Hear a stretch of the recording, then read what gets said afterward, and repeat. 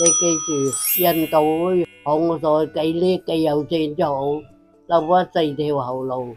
邊4條啊？第一條養老個後路。乜唔係養兒防老咩？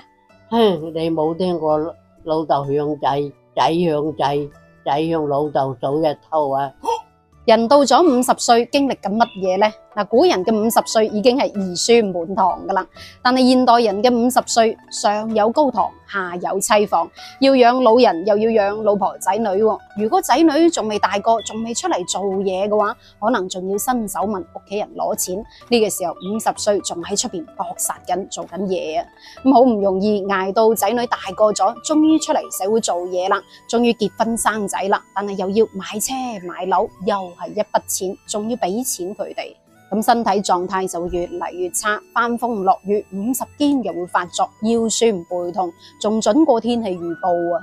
所以老一輩人提醒我哋，到咗年過半百嘅年紀，如果想安享晚年，過得幸福嘅話，就要多啲為自己着想，要為自己留翻4條後路啦。咁第一條就係養老嘅後路。按照老一輩傳統嘅思想，就係養兒防老，係咪？養大仔女之後，就為咗防備年老，等老嚟有個依靠，有人照顧。但係仔女揾唔揾到錢，仔女孝唔孝順，感唔感恩，喺邊度落地生根，呢啲都係好難控制噶嘛。亦都唔係時時刻刻可以陪喺自己身邊，因為仔女仲有自己嘅小家庭要顧，仲要到處奔波揾人。唔係話不孝，唔係話唔理啊，係因為佢哋本身自己都好大壓力，有可能連自己都養唔掂嘅，根本就冇多餘嘅時間啊、精力啊，再去理老人。況且久病床前無孝子啊！咁呢個時候就要好好規劃下養老嘅路啦。養老嘅範圍好廣嘅，包括經濟方面同埋住嘅方面。譬如話有啲老人後生嘅時候好風光，但係到咗老嘅時候，仔女不聞不問，佢就要去抄垃圾桶啲嘢食，又或者去執啲紙皮啊、瓶瓶罐罐去賣，甚至連住嘅地方都冇。呢啲都係因為後生嘅時候冇積極理財，冇存錢。其實存錢係為咗保持老人最後嘅尊嚴，呢啲係養老嘅錢。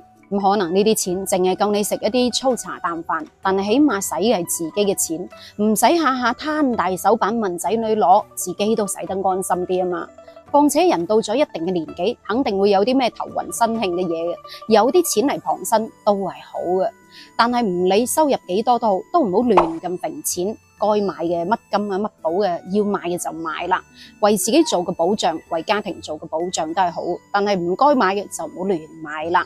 咁所以50歲之後都要識得去理財嘅吓，為自己養老留翻條後路啊嘛。咁第2條有咩路呢？返鄉下條路啦。驚唔識路啊？係要有個竇養老，養老有得住。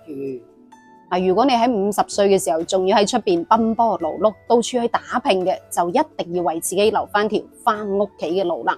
呢條路唔一定話要住大屋，唔一定要住小區嘅吓，喺鄉下有間屋屬於你自己嘅都係得嘅。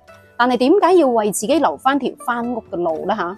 因為我發覺有個好普遍嘅現象，好多老人辛苦咗大半世，見到個仔結婚咯，然之後將自己鄉下嗰間屋賣咗佢，再攞晒啲積蓄出嚟俾個仔喺大城市嗰度買間大嘅屋，然之後老老少少、大大細細一齊住。住得好嘅話就好，如果住得唔好，有啲婆媳關係啊，係咪？兩公婆嘈交啊，或者係同老人家有啲咩意見啊，有咩矛盾啊，咁樣嘅情況之下，一無所有嘅老人就冇晒去路啦。咁正所謂龍床不如狗竇啊嘛，人老咗一定要有一個屬於自己養老嘅竇，等老咗之後可以喺呢一間屋安享晚年啊嘛，可以同嗰啲你熟悉嘅叔伯兄弟鄉親父老喺榕樹頭傾下偈又一日，種下菜又一日，幾咁安逸咧，係咪？咁第3條又留咩路啊？留一條保持健康嘅路。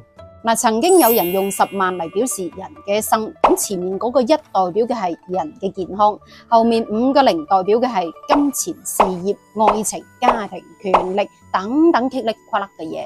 咁如果一倒下嘅話，後邊所有嘅嘢都冇晒意義。所以話一定要保持身體健康，身體係革命嘅本錢。人一世最大嘅資本就係身體啦，身體一旦出現咗問題，所有嘢都冇意義噶啦，唔單止會喪失工作能力，甚至嚴重嘅話，連自理能力都冇埋嘅。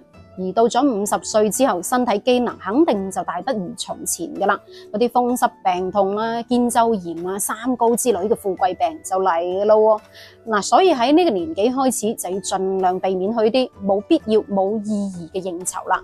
尤其係嗰啲又煙又酒嘅人啊，食少兩支，飲少啲，當戒啦，係咪？咁而喺飲食方面就盡量避免食一啲高油、高鹽、高糖嘅食物，冇餐餐都大魚大肉，要識得去定期檢查身體，亦都要堅持適當鍛煉，趁行得走得就同屋企人去下旅遊，有益身心都係好嘅。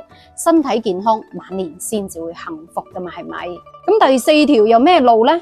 有條路有所 A 嘅路啦，即係咩意思啊？咪對基老公老婆屋企啲人好啲啦，咪老嗰支夠先啦。嗱，人到咗50歲，無論幾叻幾有錢途，都要識得善待你嘅老伴。正所謂少時夫妻老來伴啊嘛，係咪？仔女會大個，會有自己嘅小家庭要顧嘅，咁每日可以不厭其煩咁照顧你，可以喺天氣凍嘅時候幫你冚被，喺你病嘅時候斟杯水俾你。呢一個只有你嘅老伴。人老咗先至會明白到老伴有幾咁重要，屋企人有幾咁重要。咁夫妻感情好，呢個家先至會穩固，好好善待，陪你慢慢變老嗰個人，留一條老有所依嘅路。咁其實呢啲後路都係喺度提醒我哋，人要識得未雨綢繆，人過半百，唔好太過指意仔女可以一直陪伴自己，仔女有自己嘅難處，有自己嘅小家庭嘅。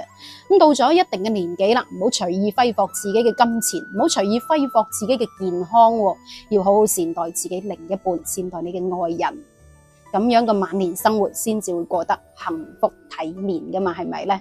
嗱，好啦，到最後問下你啦，咁你覺得邊一個年齡階段係最難嘅呢？50歲嘅你經歷緊乜嘢呢？留言分享下，我哋下一期再見，拜拜。